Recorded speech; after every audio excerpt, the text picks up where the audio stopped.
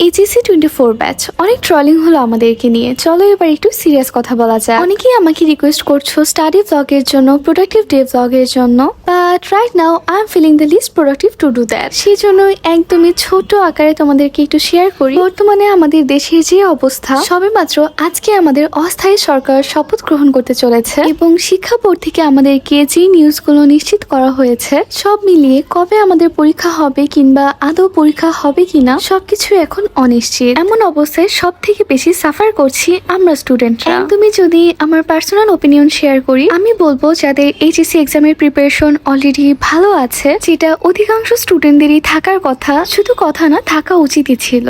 তো আমরা যেটা করতে পারি, যারা পাবলিক ইউনিভার্সিটিতে অ্যাডমিশনের জন্য ট্রাই করবে ওদের এখন নিজের মনকে মানিয়ে অ্যাডমিশনের জন্য প্রিপারেশন স্টার্ট করে দেওয়া উচিত। আর যারা অ্যাব্রড স্টাডিজ এর প্ল্যান করেছো, আমার মনে হয় তোমাদেরও অল্প কিছু স্টেপস নিয়ে রাখা উচিত। এটা যেহেতু লং প্রসেস, একদম লিস্ট রিকোয়ারমেন্ট যেগুলো আছে আইএলটিএস, স্যাট, জিআরই, তোমরা এই এক্সামগুলোর জন্য নিজেকে প্রিপেয়ার করতে পারো। ইভেন সম্ভব হলে এক্সামগুলো দিয়ে ফেলো। এগুলো আসলে ইন জেনারেলের কথা বললাম। তাছাড়া তোমরা যারা আছো, অনেকেই হয়তো বা ডিফেন্সের জন্য প্রিপারেশন নিচ্ছ, তোমরা তোমাদের নিজেদের মতো নিজেকে প্রিপেয়ার করতে থাকো। পরবর্তীতে এইচএসসি এক্সামের ডেট দেওয়া হলে তখন ওইভাবে প্ল্যান করা যাবে ইনশাল্লাহ। তবে হ্যাঁ, যেহেতু এখনো অটো পাস কিংবা পরীক্ষা হবে না এমন কোনো কিছু ঘোষণা আসেনি, এই জন্য এইচএসসির পড়াশোনা একদমই বন্ধ করে দেওয়ার দরকার নেই। অল্প হলেও কিছুটা পড়ে রাখো।